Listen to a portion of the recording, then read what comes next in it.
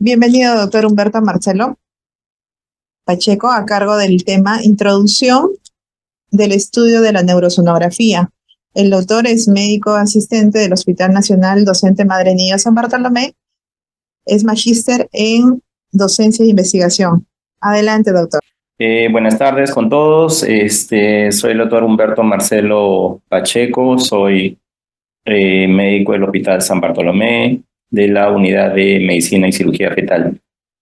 Bueno, en esta oportunidad agradecer al comité organizador del cuerpo médico por la invitación al curso y bueno, el tema que se me ha asignado es Introducción al estudio de la neurosonografía fetal.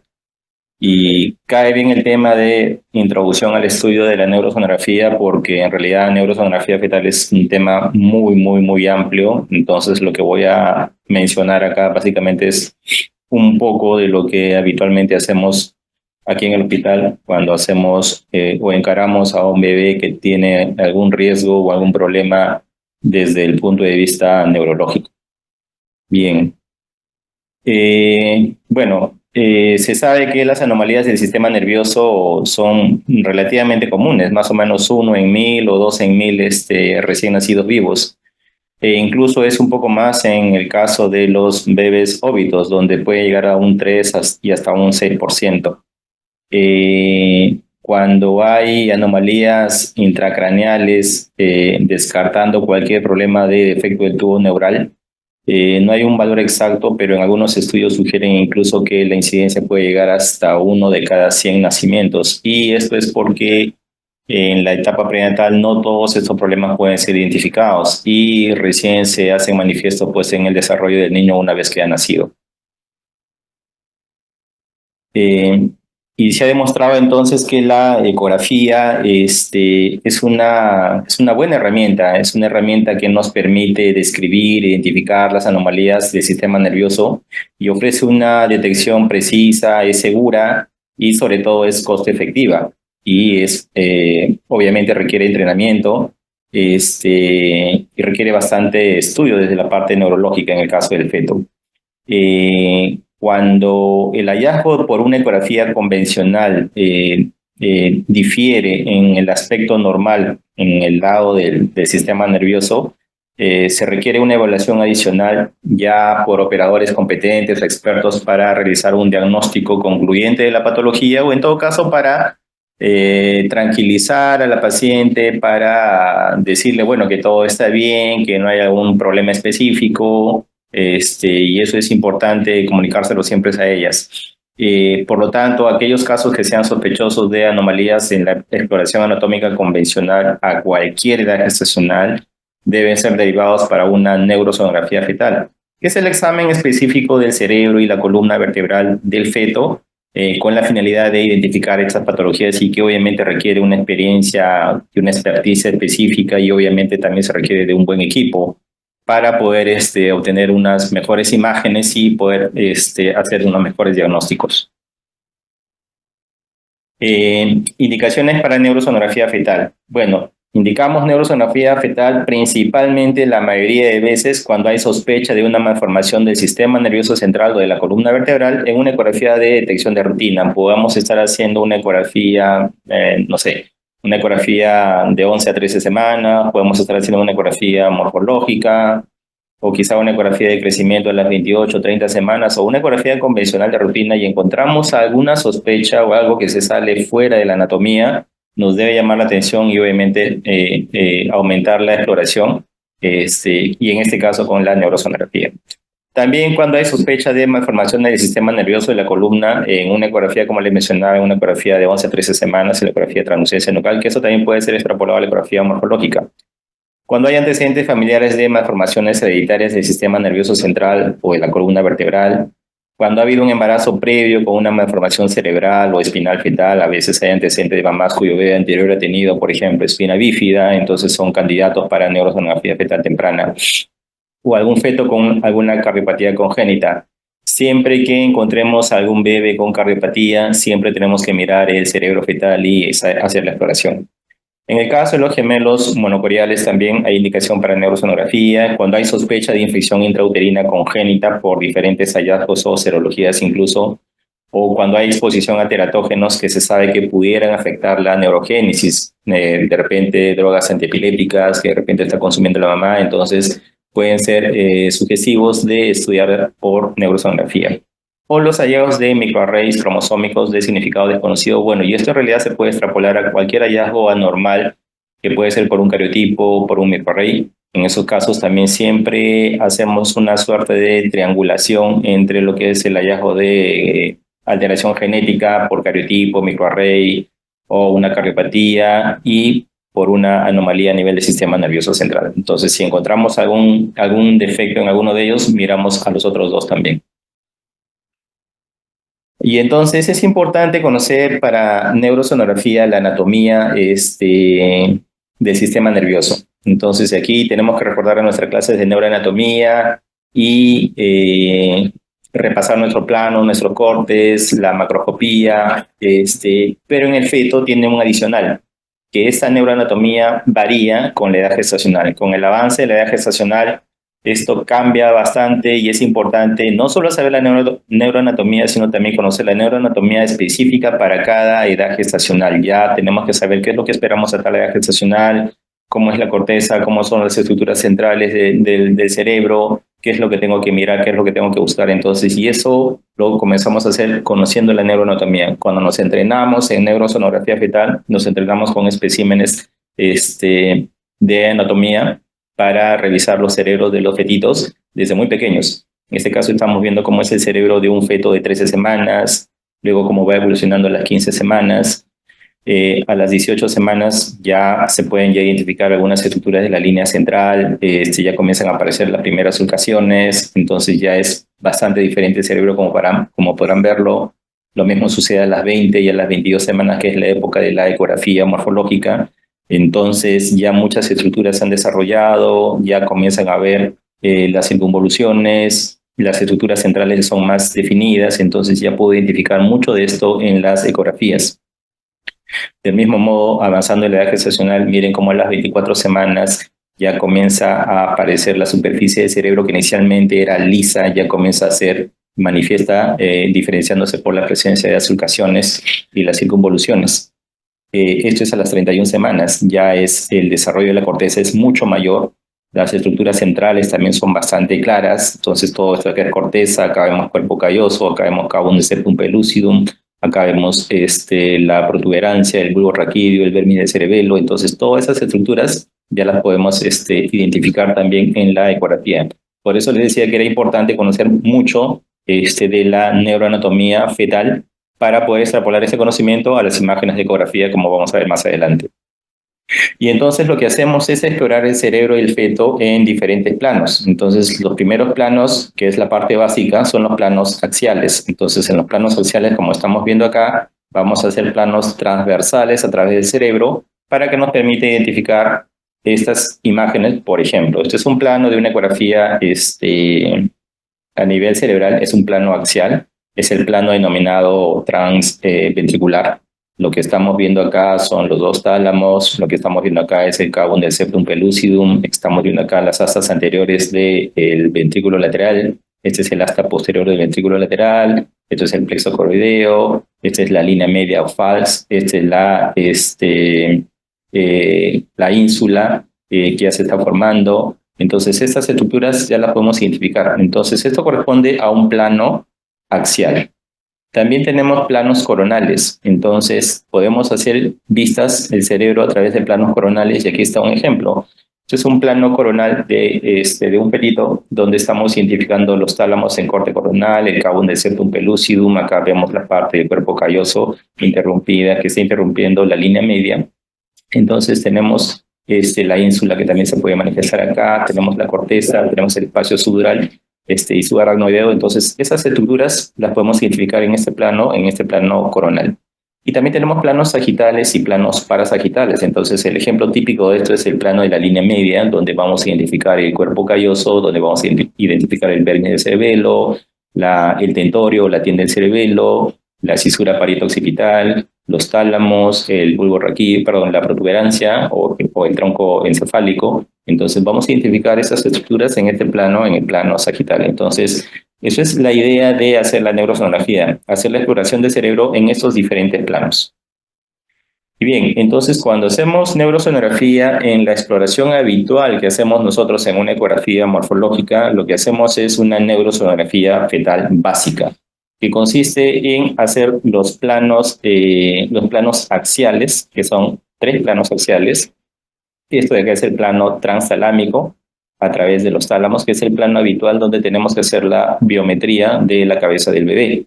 Aquí es el plano donde medimos el diámetro biparital y la circunferencia cefálica.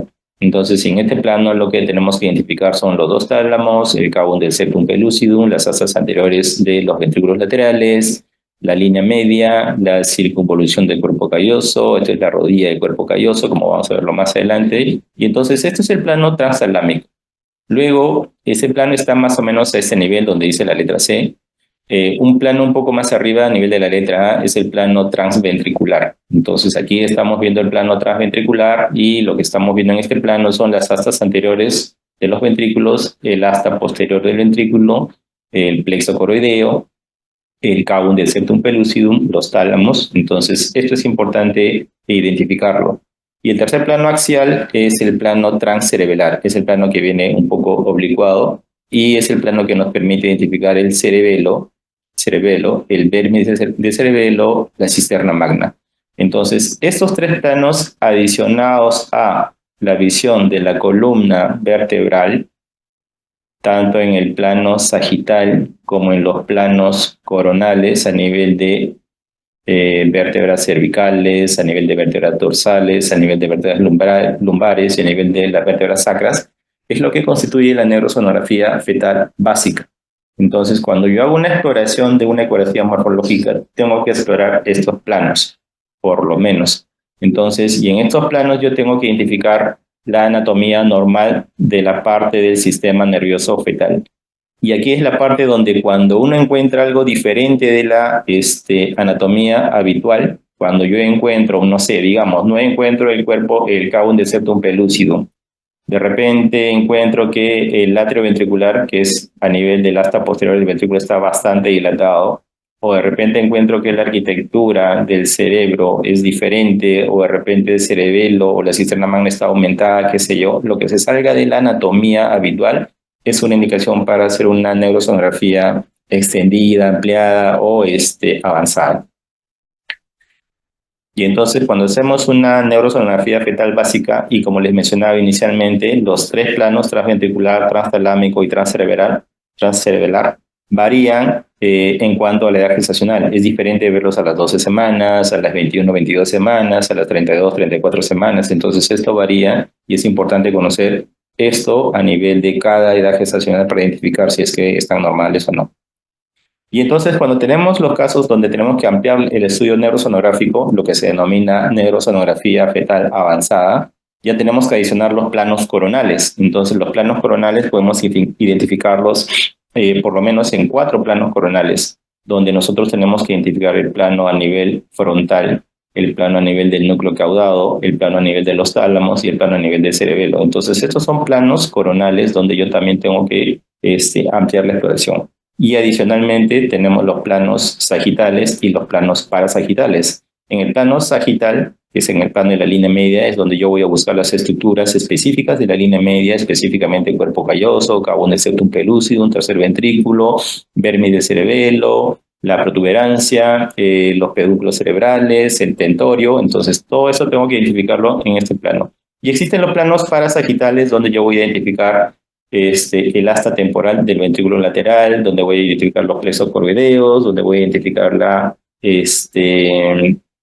matriz germinal a nivel de los tálamos y a nivel del ventrículo. Entonces es el plano donde yo voy a poder identificar esas estructuras. Entonces, de lo que teníamos inicialmente en los planos axiales, hemos ampliado a los planos sagitales y a los planos coronales para tener toda una visión de lo que es la estructura del cerebro fetal.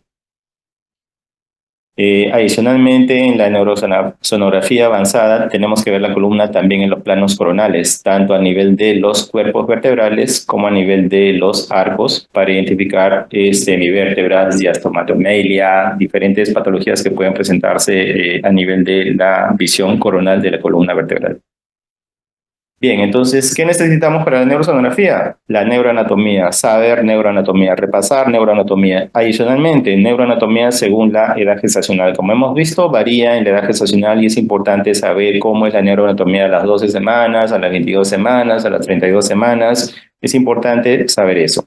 Necesitamos un buen equipo. Si bien es cierto, con un equipo convencional promedio podemos hacer una exploración, digamos, básica. Cuando querramos hacer una exploración avanzada, sí vamos a necesitar equipos de alta resolución. Entonces es importante saber eso y obviamente entrenarse en manejar adecuadamente estos equipos. La vía de exploración. Podemos hacer la exploración abdominal pélvica y esto varía dependiendo de la edad gestacional.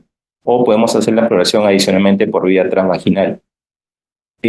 Por ejemplo, si tengo un feto de 32 semanas y el feto está cefálico y yo por la vía abdominal puedo ver cabeza, puedo ver columna, pero de repente el plano sagital, el plano medio, no lo voy a poder ver bien por la vía abdominal, voy a tener que ir a la vía vaginal.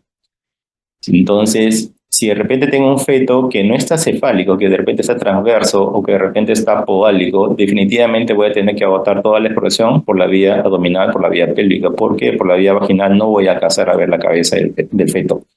Si de repente tengo un feto que tiene 20 semanas, todo será por la vía pélvica, o si es un feto de 12, 13 semanas, quizás sea suficiente la vía transvaginal. Entonces, todas estas vías son complementarias y dependen bastante de la posición del feto, de la edad gestacional. También dependen bastante del hábito materno. De repente tengo una paciente delgada en la que yo puedo identificar bien las estructuras, a diferencia de una paciente que tenga obesidad, donde de repente quizá por la vía vaginal pueda haber mucho más claras las estructuras. Entonces, va a depender también de eso. ¿Qué modalidades tenemos? Básicamente tenemos 2D, para el aspecto vascular tenemos el Doppler y también tenemos herramientas en exploración 3D y 4D también para la exploración del cerebro fetal y de la columna. Bien, ¿cuándo comenzamos a hacer esto? Comenzamos a hacer, o podemos comenzar a hacer neurosonografía desde la etapa, desde etapas muy tempranas, 7, 8 semanas. Como estamos viendo acá, tenemos a la izquierda un embrioncito de 8 semanas y ya podemos identificar estructuras, ya podemos ver que tiene línea media, podemos ver los plexos coroideos, podemos ver las vesículas cerebrales que ya se pueden identificar. Así como un fetito de 10 semanas en donde podemos identificar las estructuras cerebrales. Podemos ver el telencéfalo, el diencéfalo, el mesencéfalo, el rombencéfalo. Ya podemos identificar todas las estructuras que ya nos van a avisar que el desarrollo se está llevando en forma normal. Entonces, y para eso recordar los derivados de las estructuras cerebrales desde muy temprano. Inicialmente, las 3 vesículas iniciales, el cetrosencéfalo, mesencéfalo, rombencéfalo, y de ahí se van a ir ramificando todas las estructuras que subsecuentemente van a ir apareciendo. Y eso incluso se puede identificar desde muy tempranamente en un embrioncito de 8 semanas. Entonces aquí tenemos el telencéfalo, el diencéfalo que vendría a ser luego los álamos, el mesencéfalo que es el cuarto ventrículo, el metencéfalo que viene a ser la parte de las estructuras del cerebro, del cerebelo, perdón, y el mielencéfalo que viene a ser la parte de la médula. Entonces se puede identificar todo esto muy tempranamente. A nivel de las 11 a 13 semanas, a nivel de la ecografía que denominamos morfológica de primer trimestre o genética, podemos identificar estructuras. Entonces tenemos el falx del cerebro, tenemos el diencéfalo, el tálamo, tenemos el tronco encefálico, tenemos el cuarto ventrículo que viene a ser la translucencia intranucal y tenemos la cisterna magna. Entonces, todas estas estructuras pueden identificarse y tienen que identificarse cuando hagamos una ecografía de primer trimestre. Y es lo que estamos identificando en este fetito, que es una ecogenética del hospital, donde identificamos las estructuras falx, el diencéfalo, el tronco encefálico, el cuarto ventrículo y la cisterna magna, y adicionalmente la medición de la translucencia nucal, que es el plano donde se mide la translucencia nucal habitualmente. Bien, acá tenemos igual a las 11 a 13 semanas en la exploración tenemos que identificar línea media, tenemos que identificar los plexos coroideos, los tálamos, esto que es el cuarto ventrículo y esto que es el cerebelo. Esas estructuras tenemos que verlas en este momento. Estamos ya a nivel de una ecografía a las 22 semanas. Entonces aquí tenemos los planos axiales. Entonces aquí estamos identificando cerebelo, aquí estamos identificando las asas anteriores, el asta posterior. Aquí estamos en un plano ya de línea media, identificando las estructuras de línea media, y estamos aplicando Doppler para ver la vascularización a nivel del cuerpo calloso. Entonces esta es la vascularización normal en un cuerpo calloso, mirando siempre las estructuras de la línea media. Entonces todo esto a las 22 semanas. Acá tenemos un caso un poco más avanzado de 27 semanas. Entonces la medición del cerebelo, la cisterna magna, tenemos acá el cavum de septum pellucidum. En el plano sagital tenemos el pernis del cerebelo, el cuerpo calloso, el cavum del septum, el tercer ventrículo, y en el plano coronal es un plano a nivel de los tálamos, donde vemos acá el cuerpo calloso que está pasando, que está comunicando los dos hemisferios, que está por encima del cavum del septum pellucidum. Esto de acá es una exploración a las 29 semanas. Inicialmente es el plano transtalámico, que es el plano de la biometría del cerebro, craneal, perdón. Acá tenemos la medición de ambos atrios ventriculares, que son las asas posteriores de los ventrículos, medición del cerebelo, la cisterna magna. Esto de acá se llama complejo anterior, que consiste en la imagen del cavum del septum pellucidum con las asas anteriores de los ventrículos laterales, y es muy, muy importante ver esto, como veremos más adelante. También hay que explorar la cara del feto, hay que explorar el perfil del feto, la cara del feto. Acá no están las imágenes, pero tenemos que ver los globos oculares, el diámetro, la distancia entre los globos oculares. Todo eso es muy importante cuando hacemos la exploración cerebral fetal.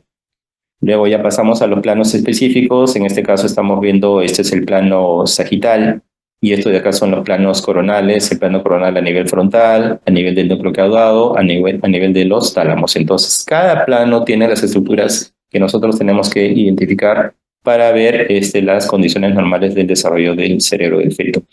Entonces, acá tenemos en video un plano sagital, donde estamos identificando el cuerpo calloso, el surco del cingulado, el cavum del septum pellucidum, tenemos el tercer ventrículo, la lámina cuadrigémina, el vermis del cerebelo, el tentorio, la protuberancia. Todas esas estructuras podemos identificarlas, y también lo mismo sucede a nivel de los planos coronales. Acá estamos viendo unos planos ya parasagitales. Entonces lo que estamos viendo acá es el asta temporal del ventrículo lateral. Incluso tenemos la visualización de los plexos coroideos, y aquí está el asta temporal. Acá es el asta posterior o el asta occipital del ventrículo. Tenemos las cisuras, en este caso la cisura central, que es bastante clara.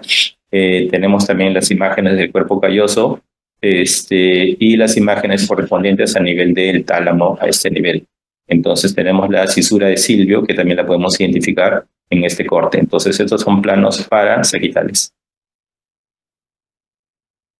Y aquí específicamente para ver el plano medio, la medición del vermis del cerebelo, que se puede medir en la parte superior e inferior, también el anteroposterior, la medición y la identificación del cuerpo calloso. Cada estructura tiene sus partes y es importante conocerlas también, y acá las estamos viendo un poco más detalladas en la parte del video. El hecho de explorar la línea o el plano medio es quizá de repente lo que ofrece un poco de mayor dificultad. Entonces lo podemos hacer por vía vaginal, o en este caso por la vía abdominal, tratando siempre de ver la permeabilidad de las ondas de ultrasonido, para que nos permitan ver las estructuras de la línea media, como se puede ver en este video. Si estamos viendo, el feto está mirando hacia el transductor, entonces estamos mirando a través de la fontanela anterior, y eso es lo que nos permite identificar las estructuras de la línea media. Recuerden que con el avance de la edad gestacional, la estructura ósea de la calota nos va a permitir, o nos va a dificultar en todo caso, visualizar las estructuras cerebrales, pero en este caso estamos aprovechando la ventana de la fontanela anterior para identificar las estructuras de la línea media, y se ven bastante claras. Del mismo modo, la vascularidad de la línea media también la podemos identificar en ese plano. Acá la estamos viendo en el video, y acá estamos viendo un poco más renderizado a nivel del Doppler ya una vez que se ha obtenido la imagen correspondiente. Y acá también la tenemos, esto de acá es el plano medio, se ve bastante claro, y esto acá es la vasculatura a nivel de ese plano. Entonces tenemos la arteria carótida interna, tenemos la vascularización del cuerpo calloso, la vascularización a nivel de cingulado, y las ramificaciones que dan periféricamente. Y entonces cuando nos encontramos con un caso, una situación diferente de lo habitual, que era el mensaje que les daba la anatomía diferente, en este caso estamos viendo la parte de los astas anteriores, la parte de lo que correspondería al cavum del septum pellucidum en el plano transversal a nivel transventricular, ya es totalmente diferente de lo que deberíamos esperar. Entonces acá vemos unas astas anteriores que están bastante dilatadas, no identificamos el cavum del septum pellucidum, el atrio ventricular a nivel posterior también se ve dilatado, entonces definitivamente esto es patológico. Y cuando exploramos los planos coronales, vemos que esta suerte de comunicación se va incluso más allá, hacia el espacio subaracnoideo, y esto corresponde a una hendidura a nivel de la estructura cerebral. Esto es un caso de una esquizencefalia, y adicionalmente no se puede identificar claramente el cuerpo calloso. Si se dan cuenta, no puedo identificar la vascularidad normal del cuerpo calloso. Entonces es un caso de esquizencefalia con agenesia de cuerpo calloso. Y esto es a las 31 semanas. Este es otro caso donde estamos viendo inicialmente los ventrículos laterales que están engrosados, 15 y 11 milímetros. Estamos viendo que hay distorsión del complejo anterior, no identifico bien el cavum del septum, las astas anteriores tampoco, y resulta que cuando hago la exploración a nivel del plano medio, identifico el vérminis, identifico el tronco cerebral, pero no logro identificar el cuerpo calloso. Entonces, esto es un caso de agenesia del cuerpo calloso identificado a las 31 semanas con 6 días. Es importante la exploración de la columna, desde el plano cervical, pasando por el dorsal, lumbar y el lumbosacro, identificar el cono medular, porque me voy a encontrar patologías a ese nivel.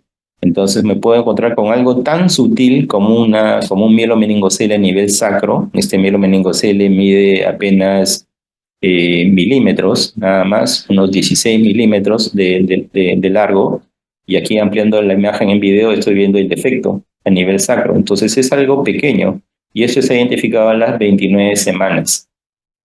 Y también puedo identificar casos que son mucho más groseros. Esto es un mielomeningocele mucho más grande, de 9 por 7 centímetros a nivel lumbosacro. Entonces esta es la imagen en la foto, y esta es la imagen en video. Entonces, por eso es importante el conocimiento de la anatomía, para identificar dónde está el defecto, poder identificar y hacer el diagnóstico correcto. Este es otro caso donde igual encuentro una anatomía cerebral en el plano axial bastante distorsionada. De repente yo puedo ser un médico que hace ecografías obstétricas de las convencionales, y el solo hecho de yo ver algo parecido, no tan grosero quizá como esto, pero que se salga de lo habitual, me obliga a mí a derivar a esta paciente al estudio más ampliado, específicamente en la neurosonografía fetal. Entonces, aquellos que estén en la periferia, en hospitales o centros de salud, que vean casos que llamen, que se salgan fuera de lo normal, tienen el hospital para referirnos a las pacientes y poder hacer el diagnóstico correcto y poder explicar a la paciente los riesgos, los pronósticos, en relación a lo que vienen adelante para su bebé, ¿no? En este caso, lo que estamos viendo igual, no vemos cavum del septum, vemos las astas anteriores dilatadas, vemos los ventrículos laterales bastante dilatados. Es un caso de ventriculomegalia bastante severo. No veo el cavum del septum, y adicionalmente lo que estoy viendo acá es un defecto a nivel occipital. Si se dan cuenta que hay una imagen que atraviesa el hueso occipital, y esto es un pequeño encéfalocele que se está advirtiendo acá en este plano. También tenemos casos que son mucho más difíciles, con un pronóstico de lo más sombrío, como el caso de este fetito que tenía 28 semanas y tiene una hidrocefalia bastante severa. O sea, eso es una ventriculomegalia severa, pero que a nivel prenatal ya podemos denominar la hidrocefalia, porque la presión es tanta que es un bebé que tiene 28 semanas, pero que tiene una biometría de la cabeza de un bebé de 41 semanas. ya casi no se identifica el parénquima cerebral, que está bastante adelgazado, y las estructuras fácilmente detectables son las estructuras basales o de la línea media, que están mucho más abajo. Entonces, esto es un caso de una hidrocefalia severa en un feto de 28 semanas. Y si mal no me equivoco, es un fetito de un embarazo gemelar, donde este es el primer bebé, el otro bebé se encuentra bastante sano, pero este bebé tiene este defecto que hace que su pronóstico sea bastante malo. Este es otro caso donde estoy viendo a las 31 semanas una imagen a nivel central que se sale de lo habitual. Entonces yo hice mi curso, hice mis clases, revisé mis planos y aprendí que son los planos axiales, pero esto no lo he visto. Entonces esto no es normal. Entonces tiene que haber alguna patología. Es una imagen quística, es una imagen anecogénica central. Puede corresponder a una hendidura, puede corresponder a un quiste subependimario, puede corresponder a un vaso, puede corresponder a un tumor. Entonces, diferentes etiologías. Entonces, y hacemos la exploración. Entonces, acá tenemos el plano sagital. Vemos el dermis, vemos el tronco, el cuerpo calloso se identifica parcialmente, y aquí está la estructura anecogénica, que en realidad es tubular. En el plano coronal, lo vemos que está hacia un lado, hacia el lado izquierdo. Se puede identificar el cuerpo calloso a este nivel, pero la estructura está ahí. Entonces, si yo me hago la interrogante si es un vaso o no, le aplico el Doppler y resulta que es una malformación aneurismática de la vena de Galeno. Entonces, es una malformación que se identificó en este feto, donde vemos que la estructura que estábamos viendo era una estructura vascular que corresponde a la malformación aneurismal de la vena de Galeno. Acá tenemos casos, su mismo fetito, donde lo que estamos viendo es una disposición anormal del complejo anterior. No identifico el cavum. Las asas anteriores, que deben estar juntas, están en realidad separadas, y esto se ve a este nivel. Se ve que los ventrículos están alejados uno de otro, y se observa a este nivel también. Estas son las asas anteriores, y las asas anteriores corren casi paralelas a la línea media.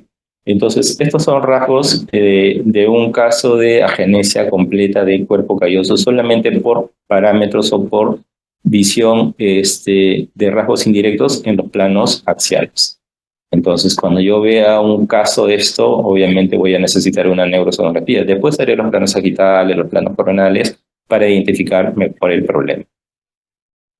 Esta es vascularidad a nivel de un caso de agenesia de cuerpo calloso. Si recuerdan, la imagen de los vasos a nivel de cuerpo calloso tiene forma de el contorno del cuerpo calloso, el contorno del surco del cingulado, pero en este caso es totalmente diferente. Entonces es un caso que lamentablemente son dos fetos diferentes. Por si acaso, no se identifica los vasos habituales del cuerpo calloso porque simplemente no lo tienen.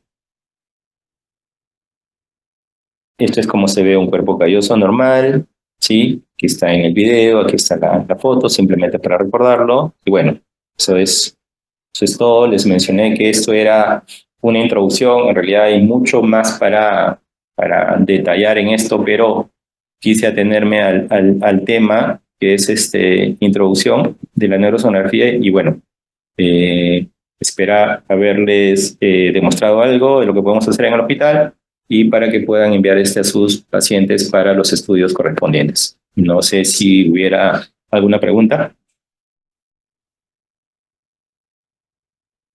Muchísimas gracias por su excelente ponencia, doctor Eddy. Por favor, si hubiera alguna pregunta, hacerla por el chat. Perdón, doctor Humberto. Si hubiera alguna pregunta, hacerla por el chat.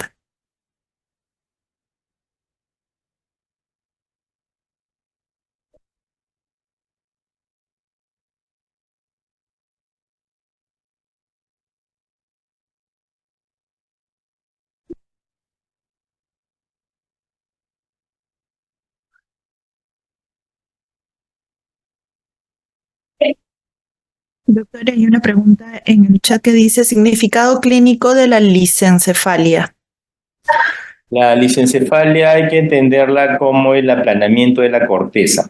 En vez de que se desarrollen los surcos a nivel de la corteza, en una lisencefalia no se logra desarrollar esto.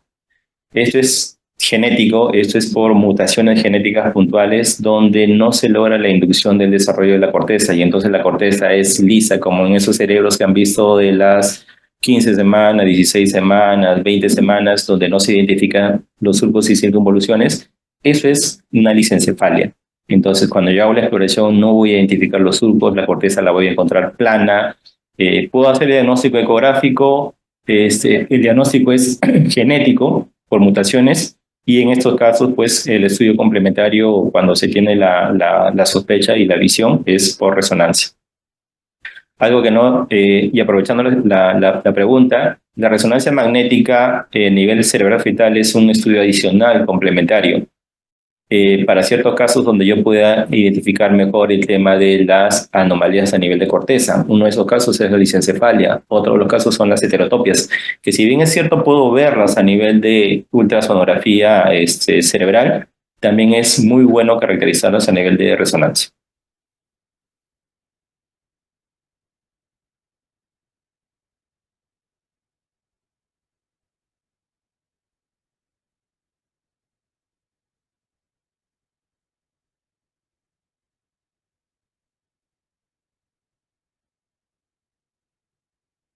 Doctor, ¿me escucha?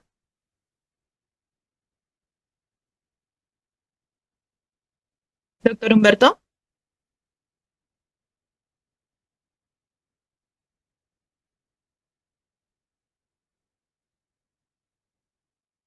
Doctor Humberto, ¿me escucha? Sí, sí. Ah, ok. Estoy con un pequeño problema de internet, creo que se me está cortando un poco el audio. Hay otra pregunta que dice, ¿a partir de qué edad gestacional se puede hacer la neurosonografía? Como les dije, desde muy temprano, 7, 8 semanas, dependiendo de lo que yo quiera ver.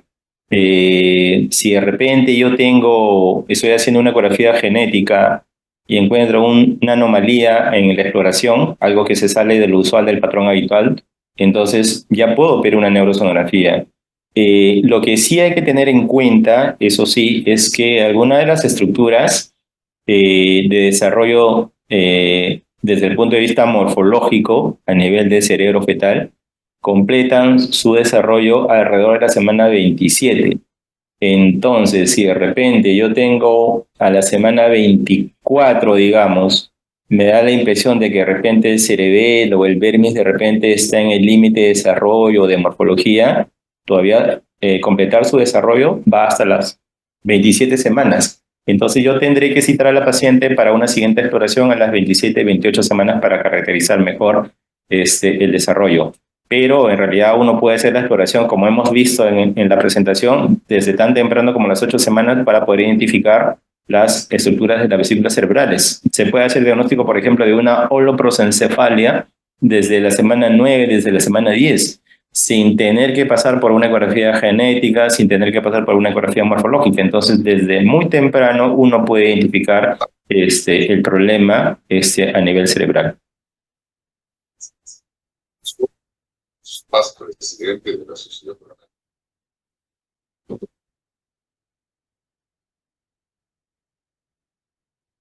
Hay otra que dice, si yo encuentro ventrículo de 11 milímetros aislado, ¿qué me indica? Una ventrículomegalia leve, entiéndase menor de 15 milímetros y aislada. Aislada quiere decir que no he encontrado ningún otro hallazgo que me sugiera patología. Entonces es una condición clínica de pronóstico bastante bueno. Se ha comparado, se ha estudiado bebés que han tenido ventrículomegalia leve aislada con bebés que no la han tenido unas estructuras ventriculares normales y en cuestión de desarrollo de habilidades casi no ha habido ninguna diferencia. Entonces, si se encuentra una ventrículomegalia aislada y leve, el pronóstico en realidad es bastante bueno.